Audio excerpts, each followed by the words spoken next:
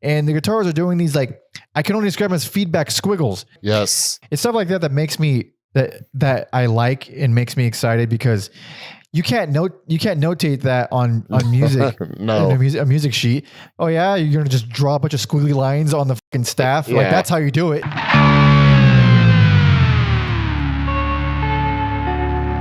Welcome to Every Album Ever with Mike and Alex. My name is Michael Mansour, and I'm joined as always by my fast co-host Alexander Volt. Say hello. Not that fast, but always furious. This is Every Album Ever, the podcast where we listen to every single album in the world, one artist at a time. That's usually a new discography per episode, except for these EAE singles episodes where we discuss one brand new album that just came out.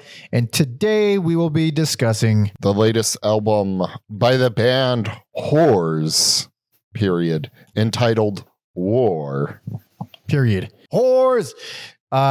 Well, this is right up our alley, is it not? Absolutely is. Hell yeah.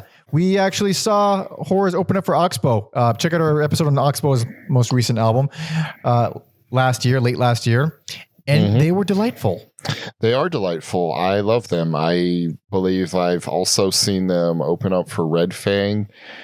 And yeah, they're one of the heaviest hitting sludge bands working today. Heavy hitting as hell. How long would you say you've been listening to them? It's so crazy, like, because they feel new to me still, but like, yeah, I think I started listening to them around like 2017. Oh wow, like you go way back. Yeah, I was introduced to them around 2020. But I never I think I just listened to, it's been a while. I think I only listened to like one album, and I kind of just forgot about them until we saw them open for Oxbow.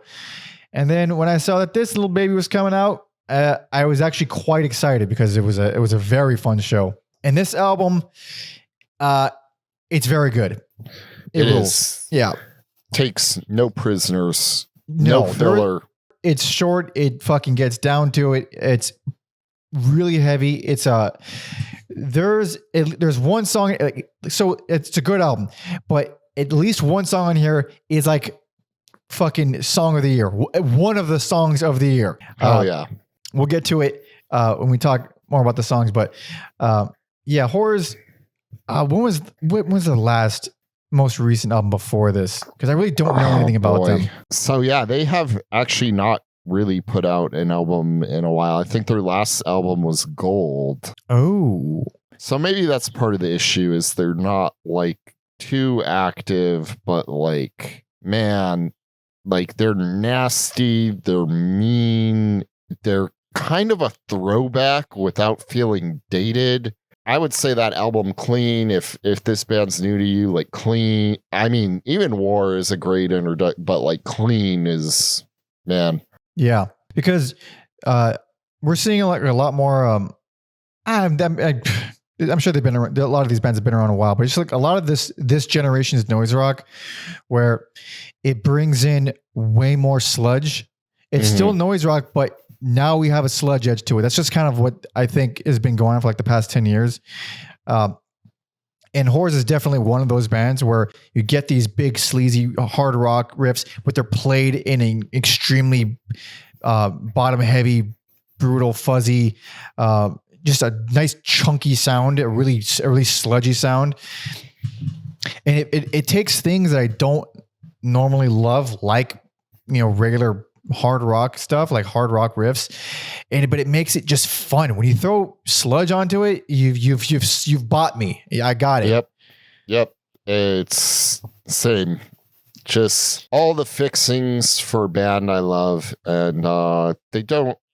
I wouldn't say they reinvent the wheel with anything, but they know exactly what they want to do, and they perform it at a high level. Yeah, I would say basically the same thing. This isn't like, I've heard albums that feel like this, not with their personality exactly, but more like the essence of like brutal, simplified, get out noise rock sludge. So it's not like super unique. It's not doing anything that hasn't been done exactly, but it's fucking fun. The opener, Malinches comes in so heavy and brutal. Oh, it hits so good. Also, a lot of bands like this tend to lean back on groovy things, which is fine. But this is like probably one of their grooviest songs. Interesting. It is very sleazy. It's got incredible sleaze. Oh, I mean, the band's called Whores. Yeah, fair enough. We're sleazed out. Indeed. It's a great opener. It feels great. It does exactly what this kind of album needs for an opener. It's also a good representation of the album. Like there are still moments where it doesn't quite stick to the sleaziness exactly, but it's a fair representation. Quitter's Fight Song of the year. They played this live and I was like floored by it then. Yeah, I love that title. It's hilarious. It's like it's paced perfectly where like the opener like hits you in the face and then like they don't write catchy songs, but like man, Fight Song feels good. It's like I don't know, this flows perfectly. You get a taste of those like almost like 90s vocals like Helmet or maybe even a band like Filter before they went pop. Just those I don't know how else to describe those vocals where they're not overtly unique, but like you don't really see bands choose to sing like this anymore. That's interesting. Yeah, I was thinking about the vocals more so on the opener. Because a lot of it's just yelling, but there's, especially in the opener, there's like they're harmonized yells. And it has a really cool effect. It's minimal enough to not become the focal point, but it's melodic enough to give it some depth or some breadth or whatever. So it's not just this sleazy, sludgy, brutal thing. There's like a tinge of melody there. They're yells, but they are harmonized. You do feel a very subtle sense of musicality there, or like I wouldn't say pretty, but more on that end than screaming. Was it Euronymous Bosch was right? Another good song title. Get some like high speed antics there. I would say, this band can go fast if they want, but usually it's just about the grit and the aggression. So it's cool to see them kind of shift into a different gear on that song. Yep, very fast. I love that verse so fucking much. So it has this main riff, really chunky main riff, and then in the verses, the bass keeps playing that main riff. Guitar switches it up. It starts playing these really clangy chords. These clangy. Beautiful blending. Beautiful choice. It changes the feel of it entirely, even though it's technically the same riff.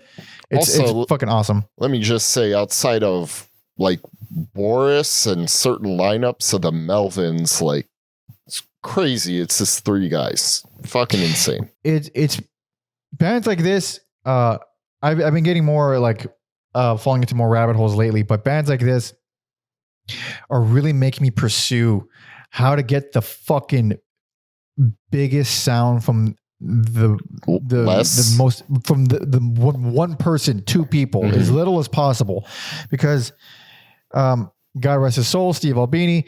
I remember that being my first experience. I don't remember how old I was. I was like 15 or something, 16 when I saw them, and it's three dudes, and it just the sound of it kicks you in the ass. And since then, we've seen tons of bands, and tons of bands are able to make this giant, fat, gigantic fucking sounding thing. And there's three people, technically two amplified instruments. And these guys are so good at it. They're just another one of the great ones at it. It's inspiring and fun. And if you added more to it, I think it could go either way. But with a fast and dirty band like this, where the songs are fairly simple, I mean, they do some interesting stuff, but as a foundation, they're pretty simple band. It's what you want, baby. It's what you need. Yep. Hostage Therapy is even heavier, slows things down a bit. Yeah, nice, steady. I like here they're playing with that quiet loud dynamic, but even when they're quiet, they're still screaming. So yeah, it's quiet, but it's like the it's another very interesting and cool verse on that song, because this time the bass drops out entirely and the guitars are palm muting, but they're still screaming. So it seems smaller. It seems quieter. It's not exactly quiet, but it seems quieter. So it still has the giant, just getting blown back by a jet engine when the bass comes in. Yep. Back when I was a Savage, I've been reading a biography about Jay Dilla called Dilla Time. So like the part I'm on, they're focusing about like linear, like European 1, 2, 3, 4 music versus like swing music. So to me, this one kind of stuck out to me. And you could argue most rock and roll has like a swing feel to it, but like, man, I don't think it's something I initially associated with heavy music, but I'm like, oh, here, like there is some swing to it, and absolutely, it's efficient. I noted that as well. There are these chokes. They're like these swing chokes, drums and bass doing, and it's so fucking cool. I wish there was a way for me to describe it better, but like it's very, it's full on swing. Yet the rest of the song is sleazy as shit, and the guitars are doing these like, I can only describe them as feedback squiggles. They're like, yes, yeah, it's almost silly sounding, but it's pretty cool. Yeah, I think sometimes I had trouble like finding words to like describe the guitars, because they're doing these cool, unique effects, and it's just like usually around like high pitched squeals or feedback, but done in a way where you're like, oh, I haven't exactly heard it like that, and it repeats itself, so they make it sound unique. It's almost like a riff. They're making feedback a riff. Yeah, it's very inventive. It's very cool.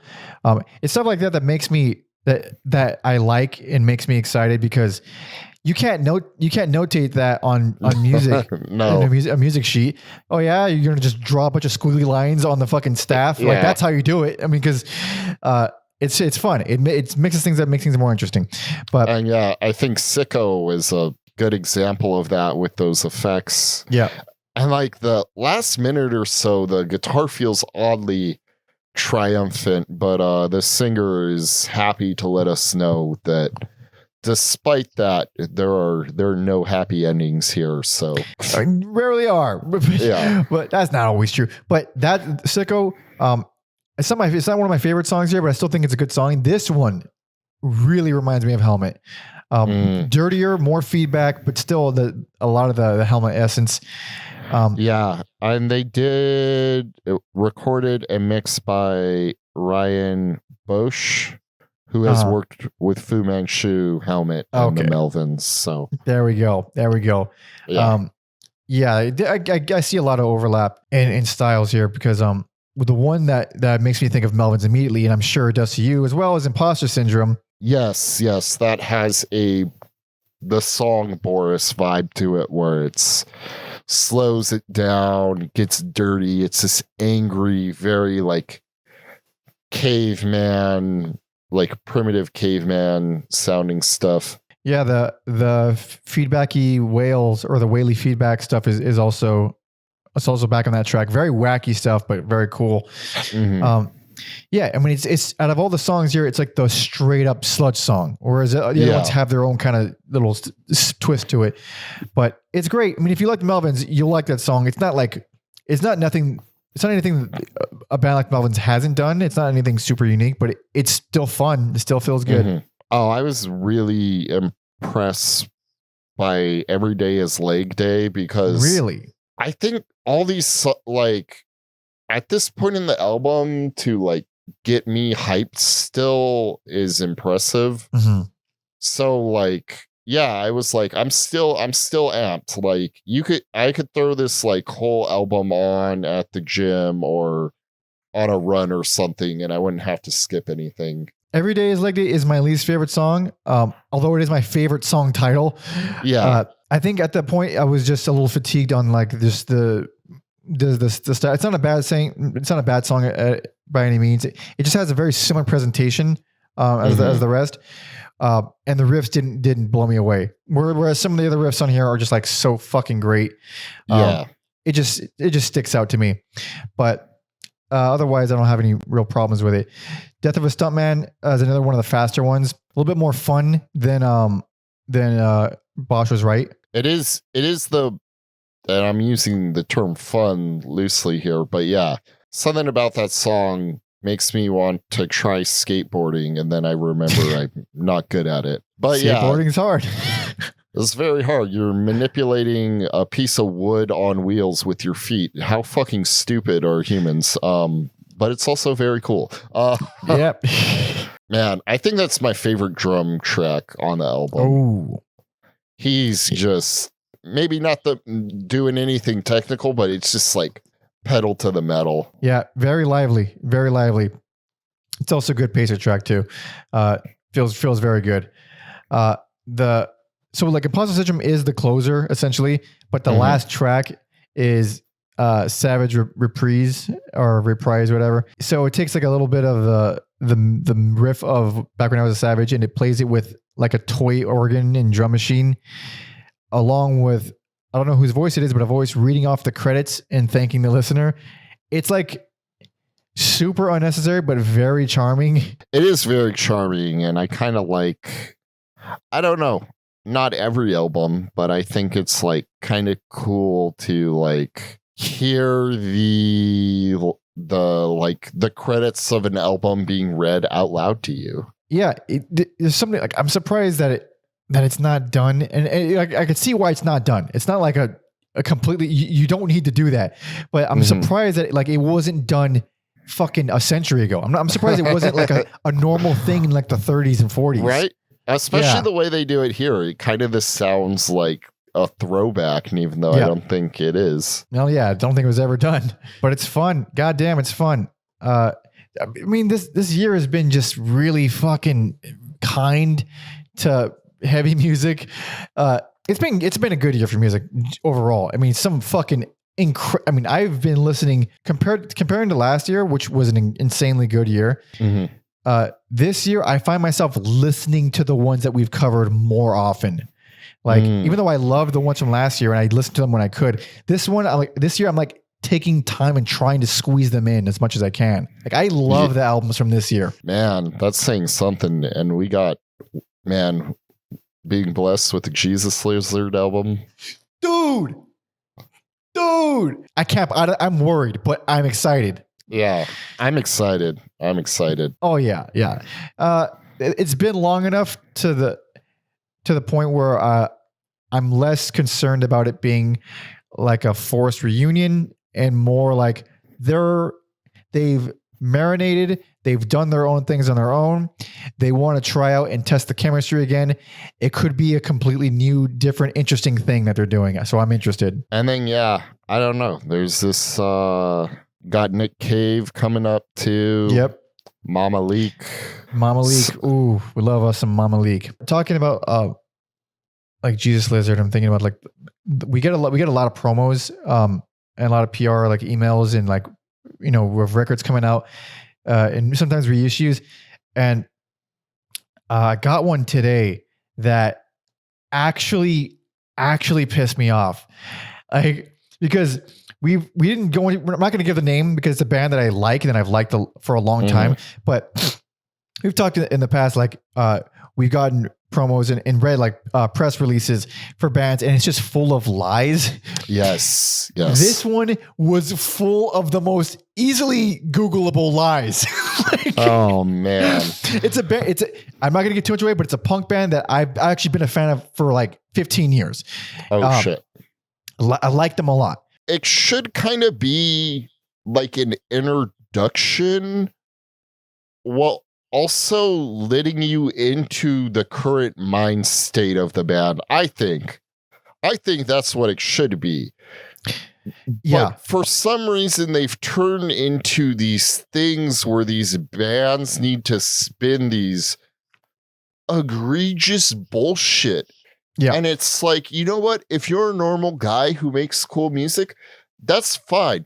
why don't you just try leaning into being a real person and people will just like you for being genuine?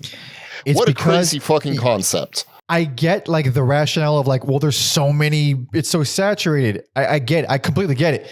But at a certain point, no one fucking cares about credits. I mean, I'm saying this as a guy who just likes music. So I'm maybe not the best guy. I'm not like a curator of shit, but, yeah, you get someone selling you something, you can smell that it's a thing being sold. And you know, I'm not going to give away the band name, but I'm going to give away things that about it because it's so insane. So it said, it's like one of the first lines. This really bothered you. It's insane. One of the first lines of the press release said, universally considered the first straight edge band. We know the first straight edge band was Minor Threat because they wrote the song Straight Edge. Yeah. And I happen to know from reading a lot about this band that that whole scene got it from DC. They got it from DC from there. Yeah. So I was like, okay, well, that's a lie. Guess what? Second note, hardcore punk people, they'll know who I'm talking about already. The singer was notoriously a fucking drug addict, even though they were a straight edge band. Like he was doing drugs behind their back. Man. So to promote them as like universally considered the first straight edge. I mean, we all know this, guys. Like it's not true. It's fucking not true. And that's band, such a crazy claim to make. Like, yeah, that reminds me of like the Dr. Evil speech where he's like, my father would say elaborate claims like he invented just absurd things. Like, no, obviously not. And then another thing that'll give it away to real hardcore fans, the guy, I'm not going to say what he plays in the band. One of the members has all the rights to the music and is a notorious dick. This guy, it has him written all over. Like it has that this guy was behind this press release written all over it. Like it feels like obviously he's trying to sell his shit. And man, it just really rubbed me the wrong way. Like as much as I like the band, and I really do, it's that kind of dishonest shit that just fuck. Yeah, I've read a few this year where I'm like, oh, this is the most self-indulgent bullshit ever. And I don't know if you ran it past your label and they said fine, or it's just fucking crazy because ultimately a lot of people don't read these things, but they are there to be read, and it's just like, what are we fucking doing here? Yeah, it's one of the many drawbacks of the internet where because of all the competition, like everyone's out of ideas and everyone has the same idea. So you're throwing your name in a bucket. Also, some shit is just hard for like if it's an interviewer, it's harder for them to fact check. Like if they're interviewing a band and they say, oh, I'm from so-and-so town, and like the interviewer's not familiar with the area, they're not going to be like, oh, you're full of shit. That town's nothing like that. Of course not. Yeah. That's how Ghost Bath became a thing. Ironically enough, I'm wearing a fucking Death Heaven shirt. That's how Ghost Bath became a thing. Yeah. I always remembered it was like, wild. Like no one really knew their origins. Yeah. The Ghost Bath is one guy, and he claimed he presented the band as they were from China. I think it was China. Yes, that's what I remember. It was a black metal band from China, and like, whoa, they're from China, and it's just some dude from like fucking Tennessee or something. I don't remember where he's from. I like Ghost Bath. I really love the last album they put. I fucking love Ghost Bath, but that's like, you don't need it. You don't need it. Like, I mean, especially when you listen to like the music. I'm not a huge fan of all their stuff by any means. I'm not exactly of the camp of the Death Heaven guitarist who thinks that they completely ripped them off, but I'm still not a huge fan of everything, but it's enough to kind of stand there. But you know what? I don't know. How do we know that isn't, if he didn't lie about that we would know who that band is? I don't know. It's fucking fucking weird. Remember It's- when Chris Jericho's band Fozzy, he was trying to say they were different people, him and Oh, the foot. was he? Like, I mean, he's a wrestler. We all knew it was less harmless. Yeah, he was trying to say, no, I've never met this guy before. Uh-huh. That's, I think, some stupid name like Moongoose McQueen. Mongoose McQueen. He was just trying to say they look similar and that they weren't the same person. Oh, he's playing it up. Yeah. Yeah. He's doing a little gimmick there. I didn't know that. I obviously know Fozzy, but I didn't know that he denied being the singer. Judas in my mind. Oh no. I've never listened to them and I don't plan to. I'm so glad he doesn't walk out to that song anymore. I don't know why people like that song. I don't know why they like singing that song. Sorry, Well, I'm on a wrestling tangent now, but dude, yeah, when I don't you know. look at wrestling music in general, though, it has kind of a trend. Dude, it's Dick rock. I think it's yeah. I think it's really bad lately. There's a few bangers, but I think it's really bad. That's a whole other thing, but I think I'm glad some guys walk out to licensed music because the guys making wrestling music's not fucking great. Shout out to Leo Rush. There's this guy, Leo Rush. I thought he walked out to like a song from an artist, but like he made his own song and it sounds fucking cool. Nice. All right. So yeah, Blackheart, Leo Rush. That song rules. Right on. And realistically, nothing's gonna top Ass Man. So dude, never, and don't even fucking try it. Don't even try. Just walk out to silence. You're better off in silence than not Ass Man. I'm an ass man. Bow, bow. Fuck. That shit rules. Are you familiar with Beethoven Symphony Number 9? Yeah. That's it's the ninth. That's the same one they use in Clockwork Orange. Dude, he doesn't walk out to it anymore, but this like badass like German wrestler walked out to that. I'm like, why would you not? It's not even copyrighted. Why it's would too you, old? It fit him perfectly because he's that's like pretty rad. The ring general. Oh, that's not bad. Actually, yeah. A little inside baseball. That's what I got on my desk right here. I got a little Beethoven right there. That was a gift from my brother Robert. Yeah, I think I remember that. And now Mercedes Moné, formerly Sasha Banks, she walks out to like a rap version. It's still, I don't know how I feel about it, but I'm like, yeah, this let Walter walk out to Symphony Number 9. Everyone knew it was him too. They like sang with it. It was perfect. It was fucking perfect. Damn.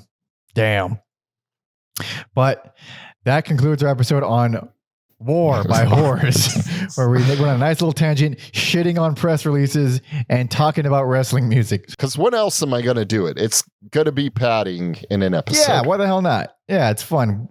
Fucking shut up. But yeah, thank you so much for listening, watching, and hanging out. Go check out the album. It's fucking rad. It's heavy. It's fun as shit. It's like this is like my Mr. Fly's album for this year, where I always got to have an album like that every year that just feels good and is fast and is chaotic and heavy. I think War is that for this year for me. Yep. It's definitely got a little niche for itself, and we'll see. Hell yeah. So thanks for listening and watching. Go join us, leave some comments, tell us why we're fucking stupid, subscribe, leave a thumbs up, be cool instead. Do that. Yes. You can follow me on all social media at Panda Monkey, and Alex on Instagram at Every Album Alex. And please follow our history guy, Tom Osman, at Tom Osman Sounds on all social media, as well as TomOsmanSounds.com for all his music.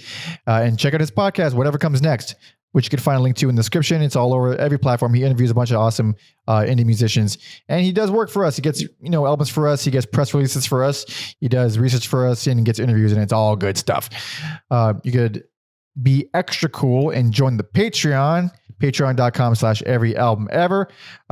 You get 2 extra bonus episodes a month. You get to see our schedule in advance. You get to vote on polls to decide who we cover next. You get to join our Discord and be a part of our community. And that's where we get these episodes. We pull suggestions from the Discord of new albums that came out this year. And if you guys want to see them, just suggest it. We'll probably do an episode on it. And if you're tier 2, then you can suggest a full discography for us to cover on our numbered episodes. In addition to that, you can suggest any album from any discography, and we'll do a bonus episode on it. So there's plenty of meat there, lots of fun. Please join us. What should we close it out with? Quitters, right? Hell it's gotta yeah. be Quitters. Yeah. Gotta be Quitters fight song. Hell yeah. So thank you so much for listening and watching. See ya.